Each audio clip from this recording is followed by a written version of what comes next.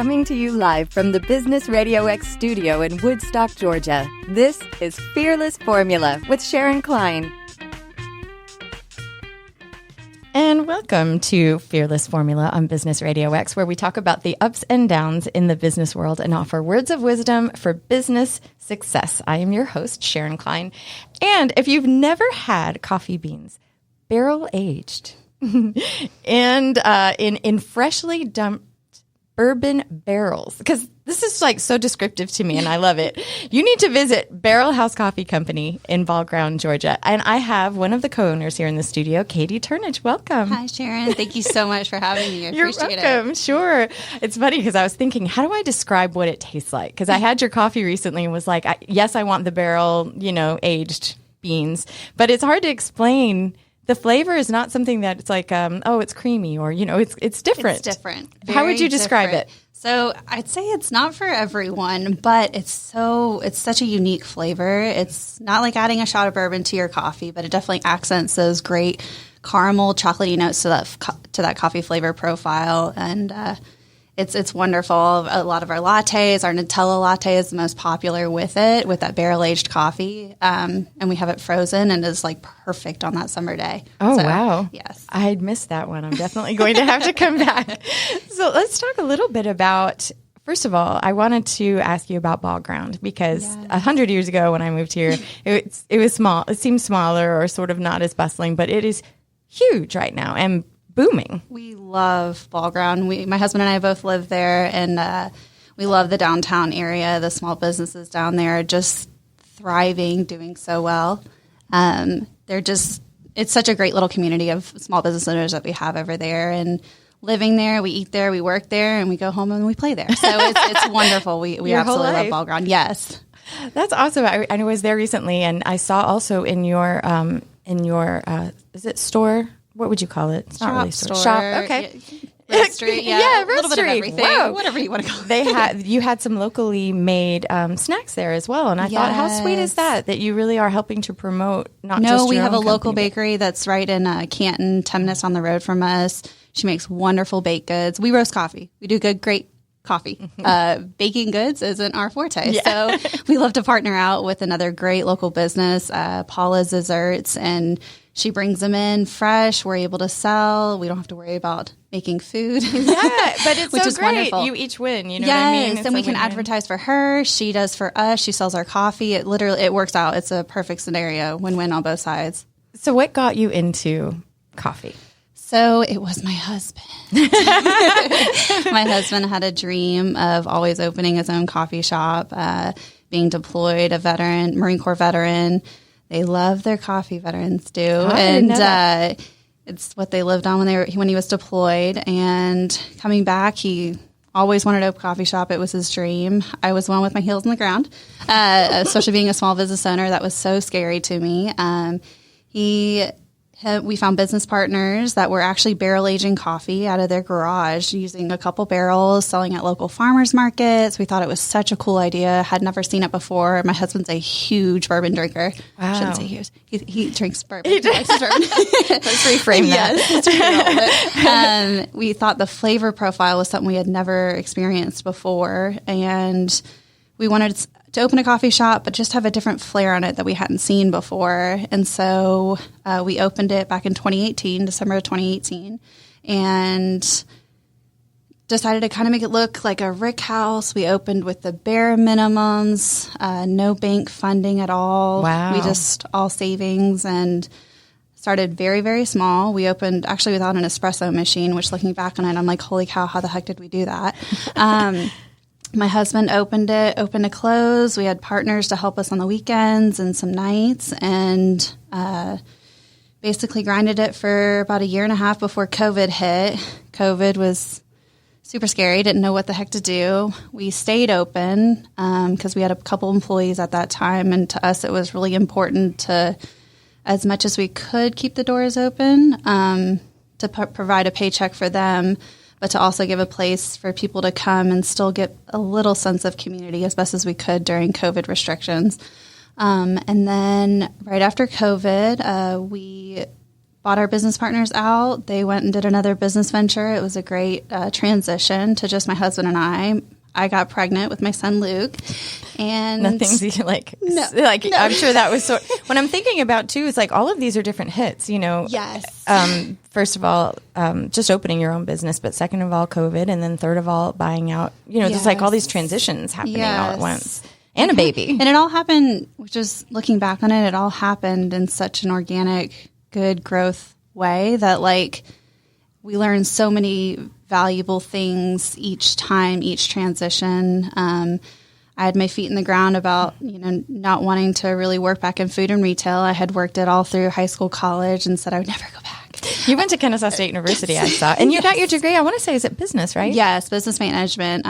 Actually from a small college out of Louisiana when my husband was stationed there in Baton Rouge. So I started at Kennesaw and then transitioned to Southeastern. And but yeah, I said I would never work in food and retail, and COVID happened, getting pregnant, and it's crazy how now I manage the shop. I've got a great assistant manager that helps and leads, and it's where I was supposed to be. So like I genuinely enjoy it. I love the people. I love our regulars. Our team is like phenomenal. I couldn't ask for a better team. They're the reason why I'm here right now. I just make sure they have what they need, and they're the one that handle all the customer interactions, and they're the one that takes care of the people. I'm just kind of behind the scenes, making sure that they have what they need to facilitate their job the best. But it's crazy how everything works, and you get reassigned.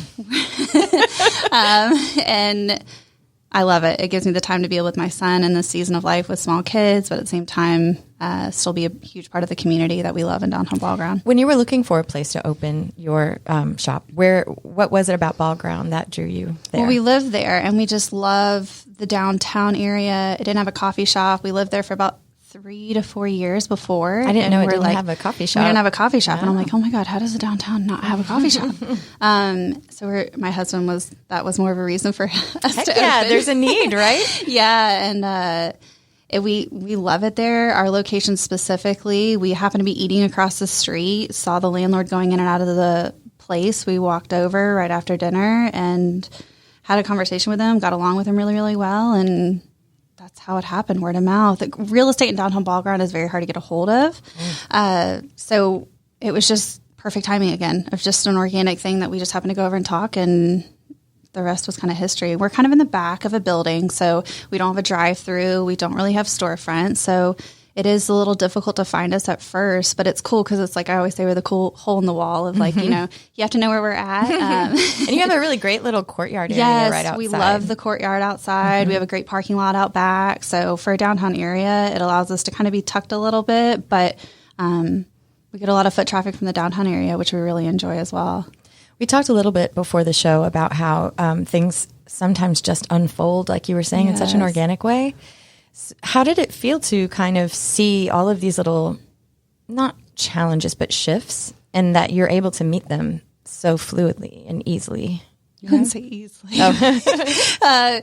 But having a good partner, my husband, he's my business partner, he's my husband, my best friend, communicating through that and bouncing ideas to be able to have that relationship of, you have good days, you have bad days, you have in any marriage, but also as business partners of like sometimes you don't see eye to eye, sometimes you're really hot about something and another person can kind of talk you down. But having that other person to consistently bounce and find ways to grow and learn from it, as cliche as it sounds, that's the only way that we were able to like really just okay, all right, we're not supposed to go in this direction. Okay, let's go this direction. When I'm in the ground crying, thinking everything's over, he's like, wait a minute, Katie. No, let's go.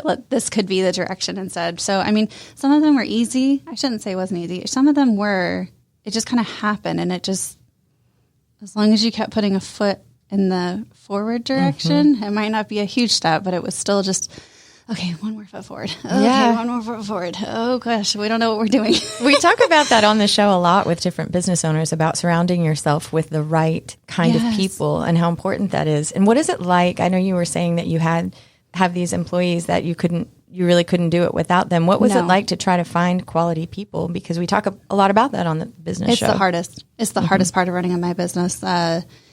you go through the interview process and you think you have a great 10-minute interview and that person's going to solve all your problems and, they're going to be absolutely wonderful to grow your team.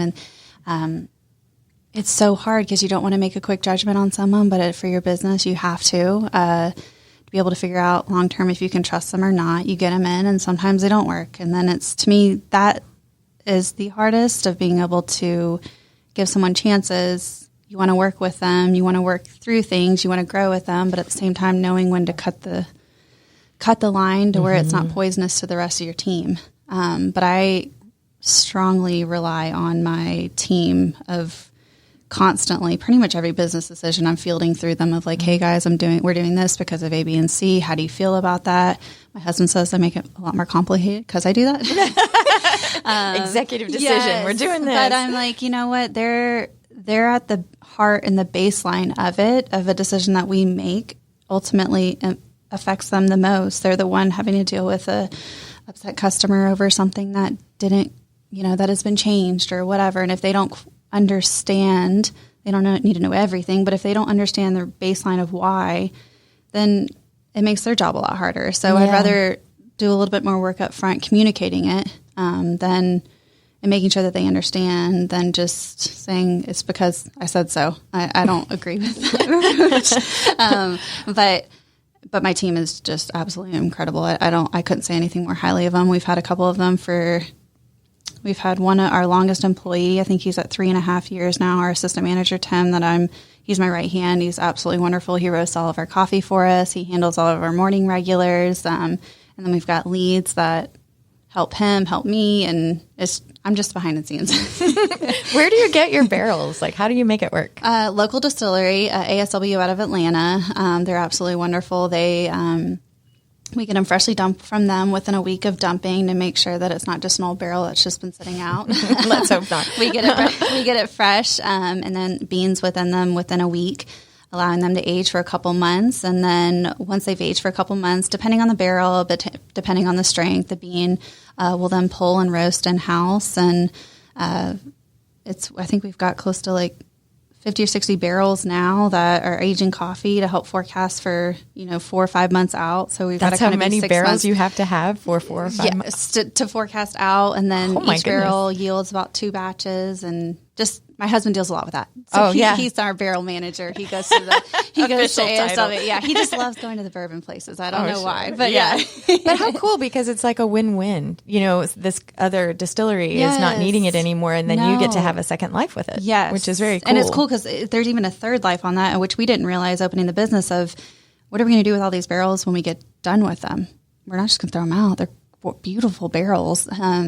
And so we then sell them to our customers for what we pay for them. And they do, the coolest furniture projects, planters. I had a guy wrap his metal column in a basement with man cave with barrels. Just the coolest things with barrels that I would have never thought of. But it's a secondary market that we can, not just take these gorgeous barrels, and if I could, I'd keep them all. Yeah, I bet. I love them. They're I so bet they pretty. Smell amazing too. They're each one is different and unique depending on where it was in a rick house and whatnot. But it's cool. It was a total secondary thing that we now hustle barrels after we get done. So we have anywhere from 1 to 5 barrels at a time that people can come and pick up and do what they want with them with furniture. That's really, we'll have to talk after the show. But I wanted to ask you, what is your number one thing that you sell, like your most popular item, most popular drink, I should say? Popular drink. Our popular coffee bag is our barrel-aged medium roast. That's the one that's the most popular coffee. And then probably our favorite, it depends. The holiday drinks are pretty popular, but our Nutella with that barrel-aged coffee is a huge hit. I'm thinking about it. I'm thinking about it as we speak. I'm paying attention, I promise. Yes, that one just because it pairs so well with the beautiful bourbon flavor that I'm craving it right now. Can you Yeah, really. Get through the afternoon. Yes. But I was thinking, you're not just having barrel-aged coffee. You've got regular roast coffee as well. Yes, we do. Yes, so all of our coffee selection, we say like our Americanos, our cappuccinos, lattes, anything we can do barrel-aged or non-barrel-aged. Non-barrel-aged is your normal espresso. We have an aged in a coffee barrel, and then our barrel-aged is that same espresso bean that we have aged in a bourbon barrel. So you kind of have a different spin on pretty much any of your regular coffee drinks to be barrel-aged or non-barrel-aged at that point in time. Wow. Well, if you're just joining us, we are speaking to the co-owner of Barrel House Coffee Company, Katie Turnage. So I wanted to ask you too, how did you stay afloat during the pandemic? Because a lot of companies didn't. So what did you do? Really relying on community. We made sure that we stayed open as long as we possibly could. Even within the restrictions, it looked a little funny during times of, having like a line with arrows and making sure everyone's going the right way, giving the 6-foot distance, masks, whatnot. But making sure that when we're going out to lunch, to dinner, we're keeping it within our community, being able to go across the street over the burger bus or Frankfurt's for lunch, or, being able to support the other businesses that we could tell everyone was just kind of wide-eyed and didn't know what to do. So true. So it was like, okay, instead of as easy as it would have been just to go home and be in our house and remain our 6 feet apart and do all that, it was important for us to still be able to put money into the local businesses. So it was like we would buy lunch for staff, or we would, after we get off shift, make sure to go over places that we saw were a little slower than others to just continue to, every little bit helps. So, and also checking in on our other businesses in the downtown area of like, hey, look, are you okay? What's going on? It was so kind of you to do that. Very compassionate of you. Well, it was done to me as well. It was so, just kind of happened organically within the community because we were all scared. We were all just like, okay, are we going to be allowed to stay open? I know we have all these parameters, but then it's like, who is enforcing them? And then what happens if we don't know the newest restriction of that day? Or, what if we have a disgruntled customer come in and someone's mask is slipped down and we're in the, it was just a whole another echelon of just confusion that no one knew, but to be able to say to like everyone else of like, okay, this is what we're doing. That worked for you. What did this work for you? Like, it was just a whole nother tier of us getting together and trying to, and the city of Ball Ground also was absolutely wonderful to us to help with us of like any questions that we had. They've always been amazing to work with, and they say they roll out the red carpet instead of the red tape, and I could not agree with that. I love that phrasing. No, it's, and I totally endorse it and believe wholeheartedly they absolutely do to us to help us, and they understand the hardships of it. Well, I mean, there's nothing scarier or, taps into fear more than something you've put your heart into and your financial future, yes. Stability into, and then to have something like that happen, Well, and it's like you spent all this time building this team that you have worked so hard and put so much time and energy to get them trained. And then it's like, ultimately, if we shut the door, how do we continue to pay them? They've got to pay their bills too. So then it's like, if we don't keep the doors open, we can't pay them. Then we lose a team that we've tried so hard to. And we were very lucky. We scraped by, but we were able to keep the team that we had and continue to stay open and just put our head down and do the best we could with it. Wow. So what do you find to be the most challenging? Is it balance? Because a lot of people talk about balance.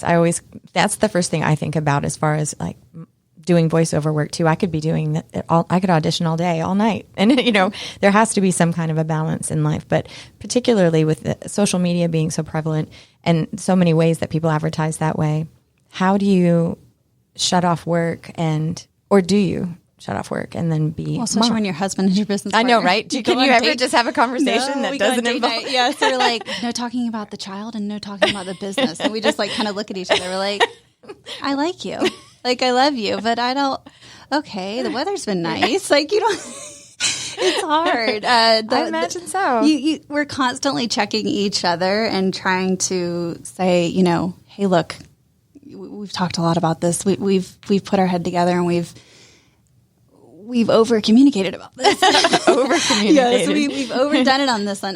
But balance is that's the most difficult thing is finding a work-life balance. And especially I have a 3-year-old. So finding the work-life balance of being a good mom and being with him, having a business to where you want to spend all of your extra time making that business better, but knowing where to hang up that hat at the door to where I'm mom now. And I don't want to impede on that either, because you can't get that time back either. So it's like, it's someone explained to me it's like a different season in your life. And I'm in the season of having a small child right now and being out and being social and going to marketing events and growing the business on that regard. This isn't the season right now for me to be able to grind the pavement in that as much as I would like to. But that time will come. And being at home with my child and being a small business owner and having a great team, it allows me to do things like this and to go to his doctor's appointments and concerts and little things that mean the world to me, and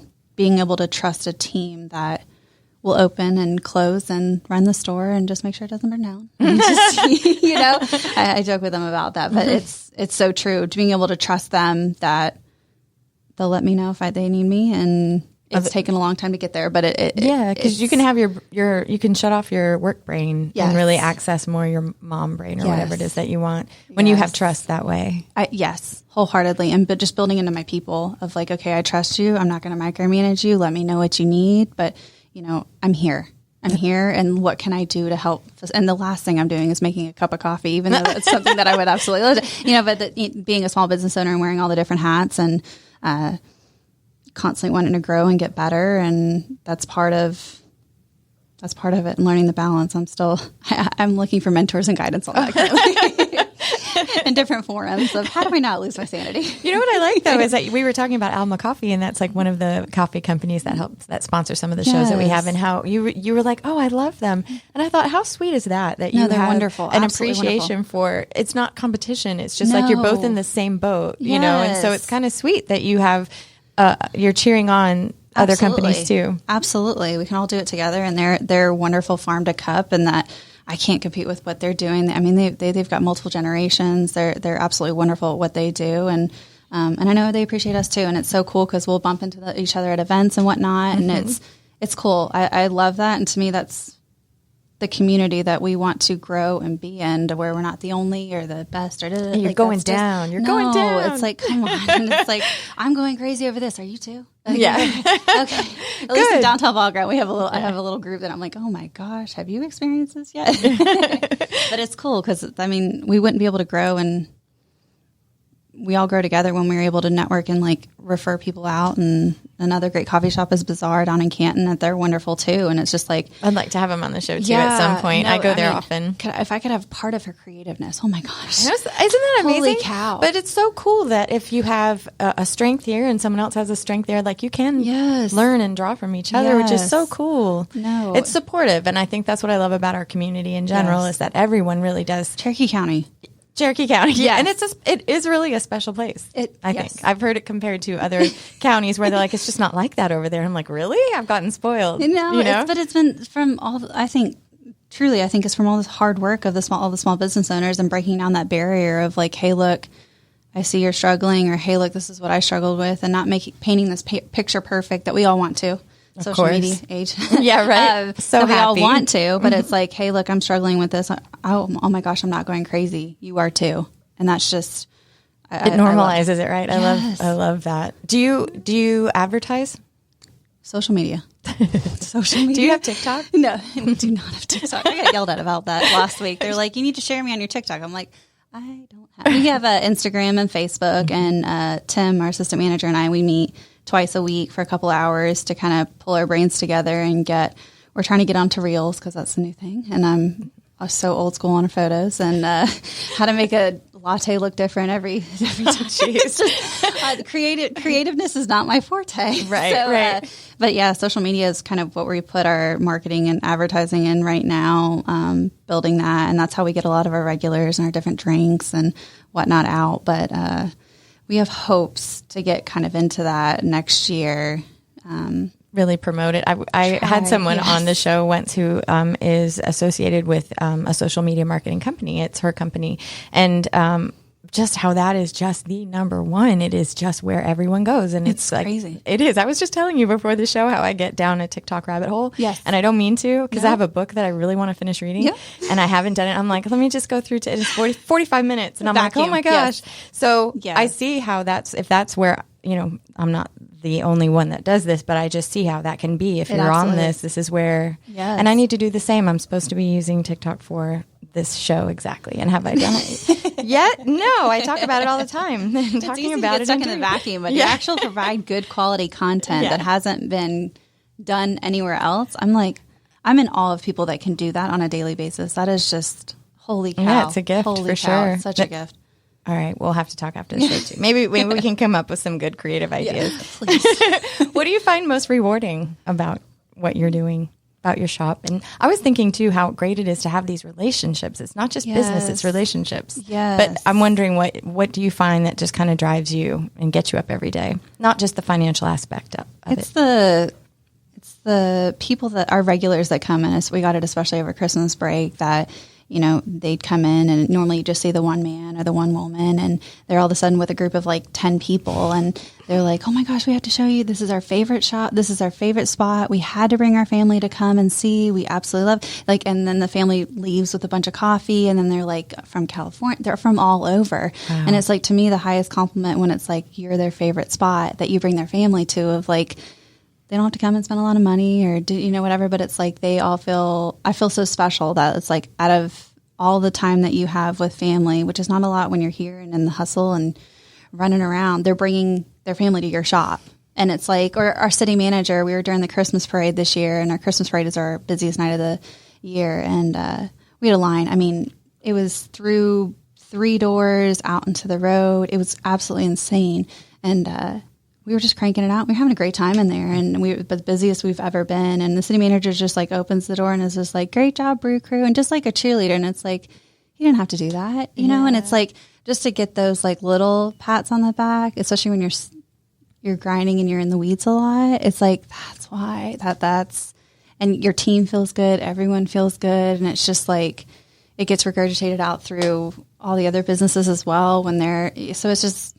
That to me, that's the most rewarding that was part. like I think I could almost feel it. Yes. What it would feel like, just like a joy. And you're like, are you doing it right? I think you see everything going wrong, especially being the business owner.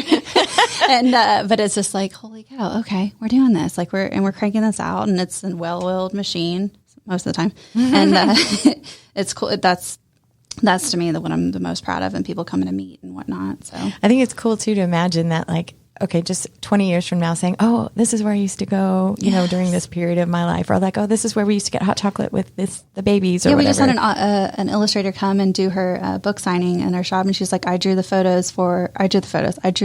artwork for all these, for this book at the shop, sitting right there at the table right there. And it was so cool. And she signed the book and gave it to my son. And I was like, things like you just don't think about it. People are on their computer in their own little world, and you try to give them some privacy and whatnot. But who knew that was even happening? Right. I had no idea it was. No, I had no idea it was. So cute and sweet. Shanda. Yeah, it was very, very nice of her. So anyways, little things like that are so cool. Of like there's surprises that you don't know are happening, but it's like all happening under the woodwork. So cool. And you're making memories, but you're currently making memories. That's kind of a weird way to say it. Yes, absolutely. It was just for her to like come back and have the signing at our shop and just kind of full circle there. Special. It was really cool. Yeah. All right. So here's a question for you. Yeah. What would you say is your biggest mistake? Something that you learned the hard way? Oh gosh. I almost don't like asking that one sometimes. Probably taking things too personal. Like it's, if like an employee doesn't do something or like I'm having a problem, or they just forget. Maybe sometimes something's forgotten to be done. Of like, I'll just take it personally. And no, that wasn't done personally. The person didn't have time. Stuff happens during the day. They got busy. It's not a big deal. And I've learned as I've kind of matured into this role of like being able to take that, not take it so personally. Of like, no, they're trying their best. You trust that they're trying your best. Of like, trust them to do their best. Don't micromanage and don't take it personally. It's not a thing. I just, as a manager, that's been a hard, as I manage more people and then being able to, give someone not pawn off responsibilities. That's a great way to say that. To be able to hand off responsibilities of like, it's not the way I would have done it, but at the same time, like I would have never done it like that. Holy cow. That's a much better way to do that. Of like, why was I doing it so much harder, making it so much harder on myself? And if something's not done the way I would do it, that's okay. That's okay. It's not a personal blow of the way you did it was wrong or, That's so interesting. I love that you're talking about that because I don't think anyone said that on the show before, and I'm trying to apply it very quickly, super fast to my life. And do I do that? Because I do have a certain way I like things, and I just assume that the world is just like me, and that everyone does everything just like me. So, but having the perspective that it actually has nothing to do with you. It's actually somebody else's thought process. That would be a challenge for me. Did I communicate that how I wanted it to be done effectively enough if it wasn't done that way? And then I look back on it and I'm like, no, I just said 3 words of would you mind going do this? Mm-hmm. I don't need to have that expectation that they're going to. And then sometimes, but on the flip side of that, sometimes I do it and it's 50 times better. And it's holy cow. Why didn't I just letting go. Yes. Letting go and be and empowering your people of hey, look, I'm a little stretched thin right now of and 9 times out of 10, I'm surprised, not surprised. I shouldn't say surprised. I am very grateful and humbled that the way I did it wasn't the right way to do it. Well, I love that. I'm going to take that for when I'm why did you fold that towel that way to my son? It's so Don't terrible. tell my husband. No, but it's true. It's true. And I don't know if that's just as I mature in age of to being able to. No, I'm twice your age and I still do it. I'm still working on it, okay? But it's just something that I'm learning, I think, over time. That's great. You're trying, I'm right? trying. That's half the battle or most of the battle. All right. So what do you think? What do you think some misconceptions about the coffee industry or your business are? I think business in general, being a woman owner, I have a lot of not much. I shouldn't say I have a lot, but I do. It surprises me sometimes how a lot of people and trying to sell stuff or trying to get a decision out, they immediately jump over me and want to talk to my husband, and I'm just so shocked that that's still a thing. Of no, I'm the owner. How can I help you? What can I? But at that point in time, once you've made that assumption, I'm very quick to not be as responsive. Well, just because it's to me, it's just so surprising that people are still like that of hey, look, I make the decisions. I do. Yeah. I mean, I'll consult him if you want me to, but that's because I want to. That's not you don't need to just speak with the man. Is it a certain age group of men that speak with you like that, or is it just across the board? I'm just curious if that's sort of an old school misogynistic. So I thought it was, and it's not. And it's actually not just men; it's females as well. That's what I'm even more shocked about a lot of times. And a lot of times it's just sales of they're trying to get you on the phone, they're trying to sell you on something the fastest, and they're trying to. And I respect that hustle. I could not. I respect that hustle.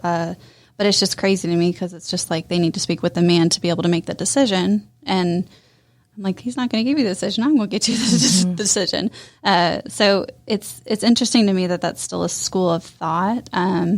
Coffee industry wise, the coffee industry is great. I don't have any, I'm constantly learning. People say that they want to ask if I'm a coffee expert. Absolutely not. I strive to be, and every day I learn, and someone comes in and asks ask for a different drink that I've never heard of before, and you're on Google oh, okay, I've made that 17,000 times. Okay, it's just called something different in a different part of the world. Yeah. We're constantly learning that. But yeah, in the coffee industry, they've been great. It's just, I guess as a female business owner, that's my biggest qualm that I have at a certain point. That's so interesting. And I guess I'm very sensitive to it because you work really, really hard and to get where you're at. And I have a degree. My husband has a degree in business management as well, and then he's got his master's as well. And so we both think like-minded in that business playing field. But it's just crazy to me that people are I need to speak with can I speak with your husband? I need to speak with the man. And I'm okay. Goodbye. I suddenly don't need what you're offering me. Yes. No, I'm kind of taken back by that, I guess, because I know this happens, and I've heard about it in different ways, but I hadn't really had someone in the studio really kind of phrase it the way you have, and it's kind of hitting me hard. No, it's perfect because it reflects reality, and that is what happens. So it's a shame, actually. And I don't know if it's necessarily in the coffee industry. Maybe I'm just experiencing that. I haven't talked to a lot of other business female owners within the coffee industry, and that's my own fault. I need to get out and reach more and ask, you know, like what, maybe I'm not the only one experiencing that. I know I'm not, but you know, of like, how do they respond as well, and being able to constructively, instead of just saying goodbye. Yeah. Well, actually, I think I will add that to one of my questions that I ask female business owners, because I hadn't really highlighted that very hard. Just a couple times I've had it's very small, probably a very small. It's just one of my no. But it would be defeating to me. Yes, it is. It is. I would feel very defeated. It is as a default, you know, to think, okay, well, you know, you after everything you've done and sacrificed and given, and someone not respecting it would. Right. I don't know. I'd have an attitude. It's done so light. I do. I would have an attitude. It's done so lightheartedly a lot of the times that maybe it's not understood how hard it hits, but it hits hard when you like you're pounding and you're sweating and you're, you know, grinding out, and it's not, and that's what they want to focus on. So that's okay. I need to not let it hit my arm or anything. You're stronger than I am. I'm still reeling. I'm like processing as you're speaking. I'm like, how would I feel if someone treated me this way? I wanted to ask you too. So we talk a lot you were talking about community and how important that is for where you are. So I love the ways that you check in on each other. But now that you're through the pandemic, what is it like to see it as it's growing? Because just being there recently, I'm like, where do I park? Like, I am shocked at how busy. It was a good thing. It was wonderful. encouraging. It's wonderful. Even like something as simple as like our point of sale going down. A lot of us have a similar point of sale system in the downtown area, and it's like, you know, it always goes out when you need it the most. Technology. Yeah. And so it's cool. I'm able to get on a text message with a couple of other female business owners actually in downtown area and say like, hey, are you experiencing this? And then a lot of them are like, yep, you're able to do this, and you're back online, or, you know, like to be able to troubleshoot that of like, you're not, and then to be creative of like, hey, look, you're down here, but you can also do, let's process payments over here, or, it's just been, I love it. Like the other day, I ran out of coffee filters. What coffee shop runs out of coffee filters? I counted a box that wasn't a box. And anyways, and I called Jill's down the road and I was like, Jill, hey, do you have any coffee filters? I'm embarrassed to even ask this question. I don't have a coffee filter right now. And she gave me a whole, like half a box of them. And then last week she ran out of coffee filters and I gave the whole, you know, but it's like, just because I sell coffee in the downtown, she sells coffee, like, but it's like, hey, look, your game is so strong with pastries and baking, and I don't even want to touch that, and you do it so well that like that's Jill's Cakes and Bakes. Yes, in downtown, love them as well. And so they're, but it's so cool to be able to text or be like, I'm having a payroll problem here. Who do you use for your payroll processor? Of don't stay clear of this, or don't do this, or you know, like this is the lessons that I've learned. And Dominic's Truck and Dine, they're the same way. Miranda down there, she's such a hard worker, and she was texting me yesterday about payroll questions. That we all have the questions. We're not all savvy with technology and all these different platforms and stuff, but it's like ultimately you want to pay your employee. You know what? You don't want to spend time doing this stuff when you need to be spending time doing others. So it's cool to be able to like reach out to people and be like, okay, look, I had the same problem. Here it is. Here's a solution. ABC. But I love that because that's like the theme of Fearless Formula is offering words of wisdom for business success. You don't have to learn the hard way. And it sounds like the energy that you're putting out there and receiving are the same. Yes. And I love that. And it's just a text message. It's like you don't have to pick up the phone and like have a 20-minute long conversation and see how you're doing and justify why you or like being like, hey, I see you. It's just like, hey, look, I need a quick answer. Can you do? And it's like just respectful of everyone else's time. And I love that. So it's been cool. And the community in downtown Ball Ground, I can't say enough about it. I wouldn't be anywhere else. I talk about, we have people, that's another rewarding part is people coming in and asking, when are you open up your second location? When are you whatever? And to be able to replicate the team in that area and Ball Ground and that community, it's like, I don't see how we can. Like where do you see yourself in 5 years somewhere or 10 years somewhere? Do you have like a goal like that? It just depends on what day you have. As of right now, no, because I love our city. I love our area, and so many other cities that are surrounding us that we would look to. They already have great coffee shops that it's like, no, they're hustling. They're doing like, no, you're just in your happy place. I respect that. Yeah. You're in your sweet spot. Yeah. Happy place is a good team, a good set of people that maybe in a different season, Who knows what different life. Yes. Yeah. Yes. Life has done that. So I might change my answer tomorrow, but, for right now, no, Ball Ground is home and where it's at. And, we love our people down there. So yeah. Well, if anyone wanted to come by and see you or contact you, what's the best way? Via email, barrelhousecoffeeco@gmail.com, and or on Facebook or Instagram. Give me a second to answer the messages, but and tag us on social media too, because that's a great way for us to have content and share and promote. And we absolutely love it when people do that. Our regulars are so creative with drink photos and tagging in our location and being outside and taking photos of the outside location too. So I love all of that. That's all. I see all of it, and I try to share as much as I possibly can. It's like being loved on in a way, isn't it? It is. It is. And it's a totally different perspective a lot of times on the same drink that you see time and time again, and you're like, oh, that's so cool. I would have never thought about that. I love that. Well, I'm so excited to see your journey and continue to, I'll come by and try some Nutella coffee because it sounds too amazing to pass up. Well, thank you so much for coming to the studio. I really appreciate it, Katie. It's great to meet you. You've been so kind to me, and I really appreciate it. Oh, my goodness. Giving a platform to small business owners, that's absolutely incredible. So I really appreciate it. I think it lifts everybody up. It does. Yeah. Makes you not feel as alone. So I appreciate that. Not. No, I'm going to be knocking on the door at 6 a.m.